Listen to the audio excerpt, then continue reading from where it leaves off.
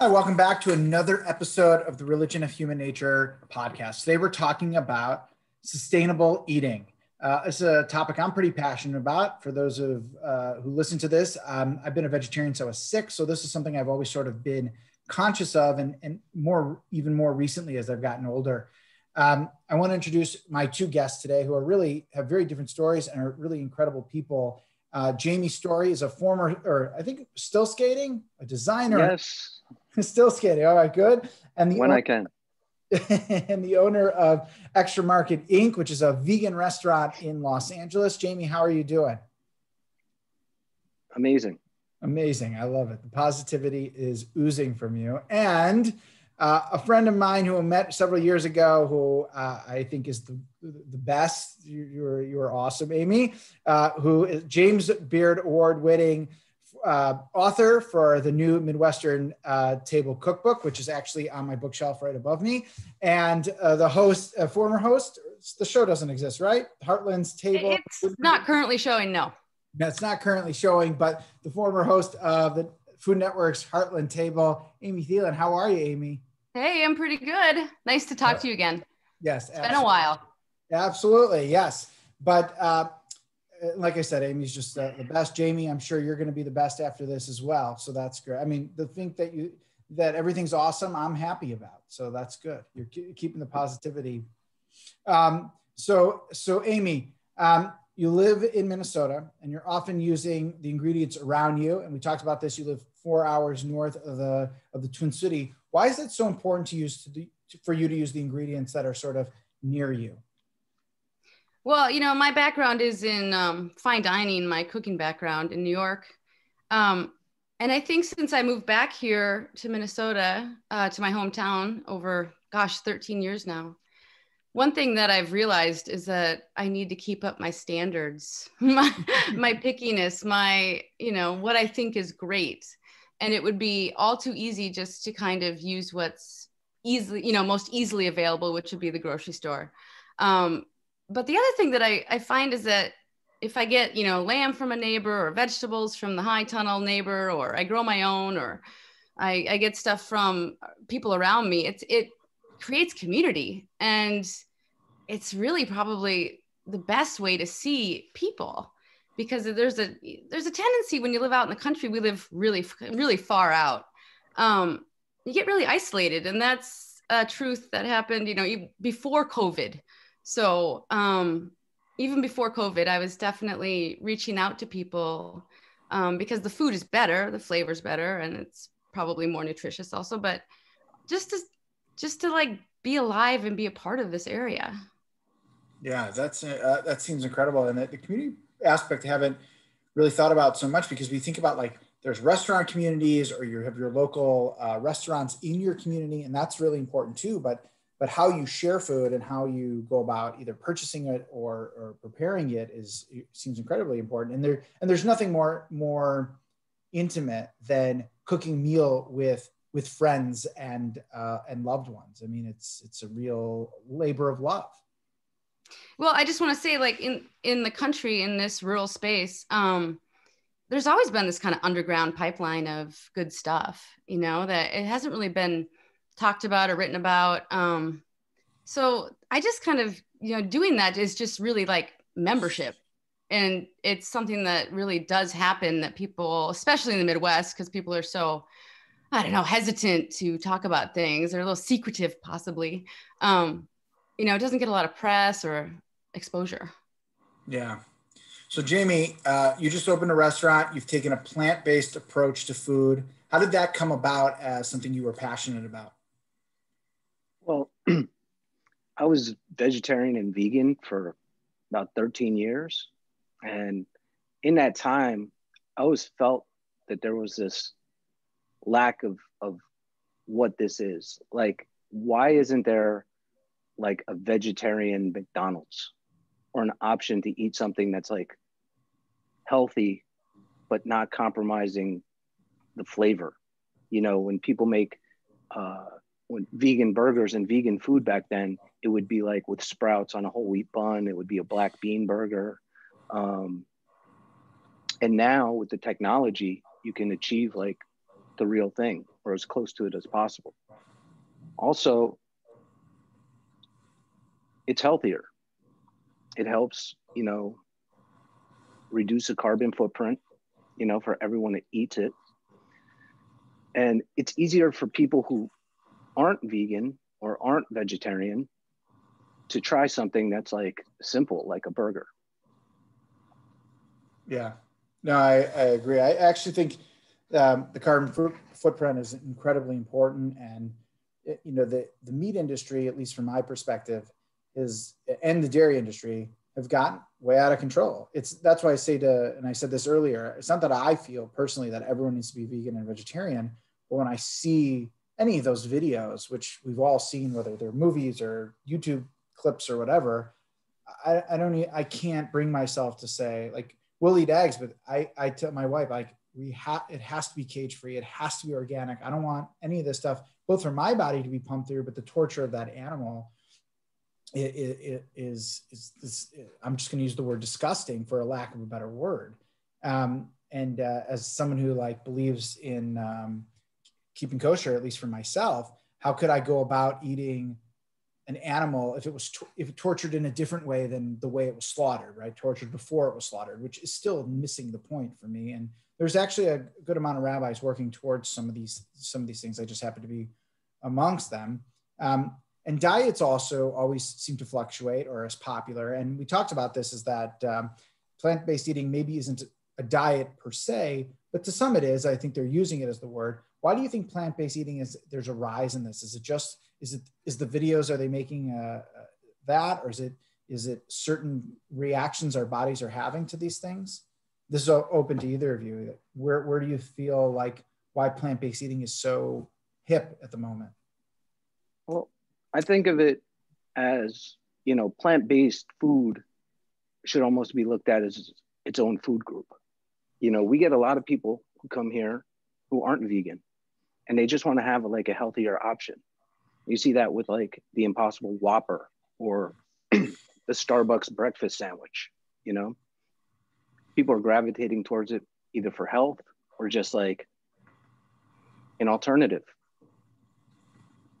Yeah. I think what I see is that over the years, I think that a lot of these really simple side dishes that people from all different backgrounds used to pad out their meal. So let's say you have, the standard old, Midwestern meat, a potato, and two vegetable sides and some pickles. Well, that's 3 vegetables. People stopped making that stuff. And so then what they were left with is because I don't know, all kinds of different reasons, but they just didn't want to peel that many carrots by hand or something. It's got to do with a whole bunch of different forces at work, but some of it is just actual labor, which has to do with, women's labor in the kitchen as well. And I think what you're left with then is meat and potatoes, and it's, that makes people sick. It just doesn't feel good. It's obviously unbalanced just to eat that part of the plate, Yeah. And so I think that's kind of part of it, is we just got into this very bad place where corporations were able to monetize the meat and the starches much easier than they were the vegetables, because it always takes more work to prepare them, not much less grow them. So I think that people just got taken for a ride. And then, vegetarianism comes back, and it's more beautiful. There's vibrancy. There's so much more flavor in a vegetable and color than there is in just meat and potatoes. I mean, that's what I eat I am a meat eater, but that would be my take on it. Well, you said something really, I think, good there, and a great segue into how do we help, or what is our responsibility in this sort of sustainable or clean eating? Both of you, we all have different roles, I think, to play in that, but how do we encourage that? I mean, how do we sort of change that trend where either we're pumping our animals with things they should not be pumped with, or we're eating parts of the animal that we shouldn't be? and move towards that. I was watching, there's a great show on Netflix called Somebody Feed Phil. I don't know, Phil Rosenthal is the creator. It's a great show. He goes all over the world, and he's just such a delight to watch, to eat. I mean, that's the premise of the show, is that he's just this very charming individual.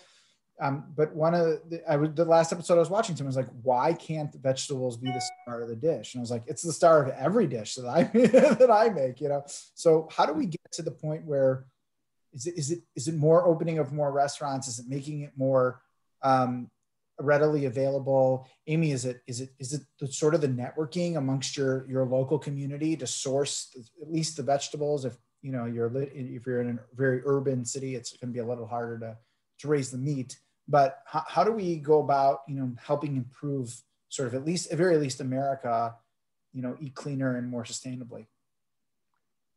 I mean, I think it's harder in rural communities to really get people to change. They don't have as many options, and their shopping is limited to like Walmarts and things like that. So it's kind of making, I use Burger King as an example, and McDonald's is now going to be offering a plant-based option as well. It's kind of getting your foot in the door. And then when people eat it or try it, because they will, they'll feel different. And I think it just takes those steps, like a step at a time, going in the right direction. It can work. And like I said, if you have plant-based foods and people look at it as its own food group and they say, well, 25% of my diet is plant-based now, that's a huge change. Yeah, I think as a recipe writer, I see a huge shift, and vegetable, like recipes that have as the main dish a lot of vegetables in them are becoming, it's really necessary, and people like it, and that they expect it, and that's good. But I live in the country. I live way out in the country, and I don't know if it's like we don't have choices. I'd say it's very seasonal because this is Minnesota, so half the year it's frozen dead. But the rest of the year we have gorgeous farmers markets, and people have their own gardens. So, I think the way to make people change or to facilitate that is really just to lead with the most hedonistic part, which is taste. And, and you have that in California. Like, you can go to the markets and they see how beautiful it is. And you have this like feeling of you want it because it's so pretty. And then you bite into that fig and it tastes so amazing. And then you want more of them.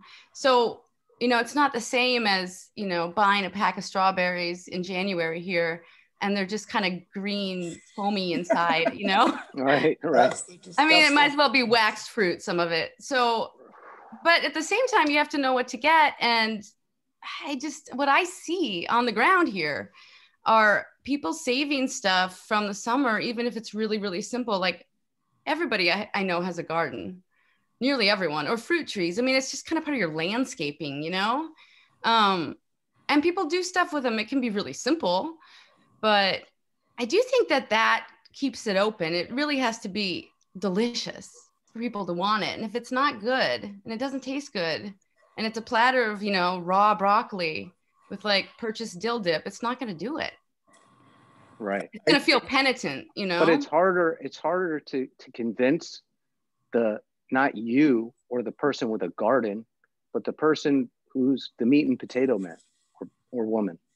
I think that some of the meat and potato people have gardens, but they may not grow everything, It's just, I don't know. I don't think it's as simple as that, but there's some truth to what you're saying, but there's another world to it too.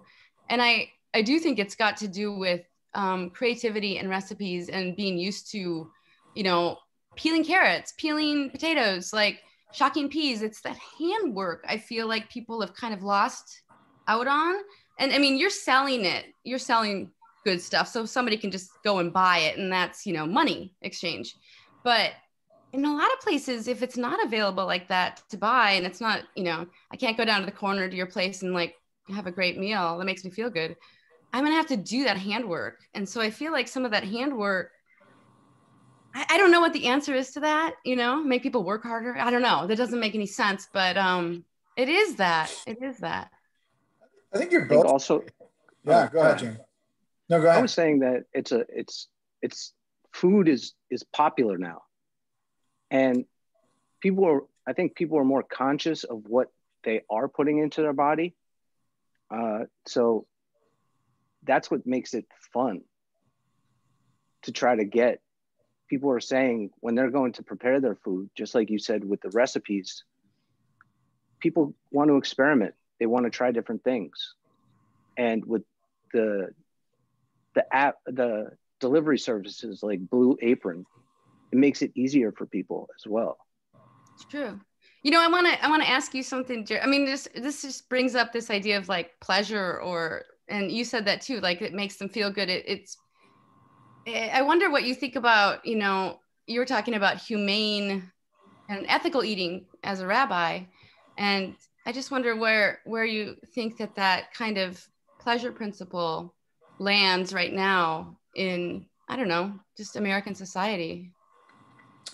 You know, I'm actually I'm a optimist when it comes to post-COVID world.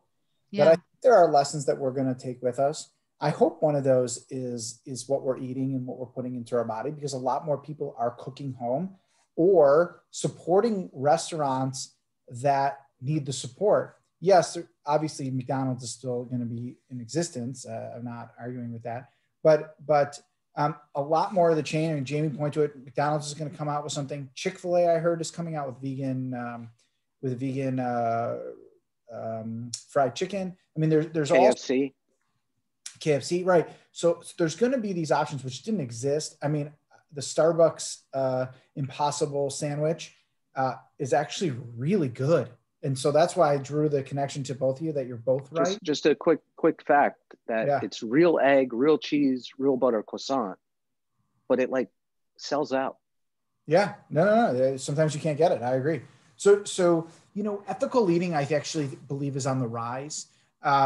And how we're labeling it, you know, I think there are nuances to the words clean eating, sustainable eating, ethical eating. They're all a little different, plant-based eating, but they all have an underlining idea that we're being conscious of what we put in our body. And that is actually the essence of keeping kosher, and not just kosher, halal or whatever the sort of religious diet is. That's where it stems from. And I think a lot of it got away. I can't speak as much about halal as I can about kashrut, but we did get away from it a lot. And there was a huge issue probably 10, 15 years ago in Postville, Iowa, and where there was a horrible conditions and stuff going on with the meat market there. And meat market meaning literally meat, not a meat market like the slang, right? So which means something totally different. So, but and I think that began a revolution, which didn't fully come to realization. But now this wave of like myself, I was at the end of it, but the younger generation who grew up seeing that as a real thing were mortified. Whereas Jamie was saying, it's hard to change the ritual habits, not just ritual, but I mean the ritual eating habits of someone who is 60 or 65. They just don't care as much to change their diet unless their doctor says, you have to change your diet, right? Or there's a scare. But for us growing up and now realizing that you can eat somewhat healthy and you know, still enjoy a donut every once in a while, there's pleasure in that. And I never look to the meat and say, wow, I'm jealous of that. And maybe I've been or a vegan donut. Or a vegan donut. Yeah, vegan donuts though are often more calories than a regular donut. There's it's something about, I don't know what they're doing to the donut. We have a great guy here in the Twin Cities who does vegan donuts. They just changed their name to the Donut Trap, and he's got a food truck. Amy, next here in Twin Cities, they're amazing. He's such a fun human being and an entrepreneur. You should definitely get to know him. I'll put it on my list. Have a long list. It's called the donut. It's called the Donut Trap. They're great. Do either of you like get nervous about what you put in your own body? And do you think about that a lot? I mean, in terms of just, I'm talking more about the hormones and what we're doing to the animal or to the dairy beforehand. I mean, Amy, you're at a place, I'm assuming the meat you're getting is probably like farm to table. Most of it. I mean, not all of it, but most of it. Yeah. Yeah. I mean, I lit on what you said. I like the idea of thinking about it in terms of how humane it is, rather than like how ethical it is for me to be good. And I think in some ways, like this, like clean eating can be kind of a, I don't know, a substitution for being good in other ways, and a loss of, I guess, religion. You know what I mean? So, and that's where I'm like, I don't know about that, but. And I also think, I guess I'm just speaking for rural people here, even though I've lived in cities for a big chunk of my life. But, that squeamishness around meat, for people who grew up out in the country and are used to seeing that happen, like that loss of life, and it being done in, the best way possible by people who raised that animal and then slaughtered that animal and then used every part of it. I think that's less, it factors in less. But that said, I mean, obviously, I think that we have a local dairy that makes really great milk. It's a bunch of Finnish families who are a cooperative, and it's beautiful. And I get, I had bought a lamb from a neighbor, and I bought a pig from a Mennonite guy, and I buy chickens from my local people. So yeah, definitely. That's what I want to eat, because I do think that there is a buildup, and there's some stuff we don't know. The repercussions of like those kind of CAFO confined operations and the way we do eggs and dairy. Yeah, absolutely. Jamie, one last question. Do you think eating habits will change in a post-COVID-19 world? I mean, obviously for your business, I'm hopeful that's true, but I mean, I think that, and I'm here, you know what I mean? It's hard to talk about a place where you aren't, you know what I mean? Yeah. So here and in New York and in metropolitan areas, I think the younger people are definitely shifting. They were kind of shifting already to be eating healthier. And it's like good to see something like that almost on trend, because trends can turn into, standards. And because of COVID, we're selling, we're not here with a vegan burger on a whole wheat bun with sprouts. We have chili cheeseburger and chili cheese fries, but then we also offer ginger shots and cold pressed juices. So what I see happening is a lot of people are more ordering a burger and a salad as opposed to burger, fries, and a soda. So I just go with that. That's a great ratio, right? I mean, yeah, that's because people they'll get a chili cheeseburger, and as soon as they click add, they get the guilt right away, even though it's plant-based. You know what I mean? They'll just say, oh, I'm going to get broccoli salad with that too. You know what I mean? So it's fun. Yeah, I actually dropped a little weight recently, and it's all because I replaced that fries or whatever with cut out the soda and replaced that and just added half my plate with vegetables, and that changed everything. Amy, you said something that is the very essence of this podcast, which is created mainly because I don't believe religion is gone. A lot of people believe religion's on a decline. I don't actually believe that. I believe religion is just morphed into what we're calling human nature or ethics. And so what you said about sort of the eating is actually the very premise, right? So part of this came along because I ran a class with a bunch of young professionals about what does it mean to keep kosher in the modern world. And a lot of them were all doing something, but they weren't doing the letter of the law that like one of us might have thought, certainly our parents or my parents would have thought is, keeping kosher. But they all considered themselves keeping something of kosher. And these were all, everyday people who, if you would have met them, you wouldn't have thought anything different. And that's when it dawned on me like, wow, religion has morphed into just what we're calling ethics and human nature. And I think eating is absolutely a part of that. I thank you both for your time and your expertise. This has been a great conversation. I think these types of conversations have to keep happening because it forces places like KFC, of all places, to think that they should have a vegan option, and that means something. And well, wait, it's not vegan, just so you know. Oh, they cook it in the same oil as the chicken. Oh, well, I think that's different than the.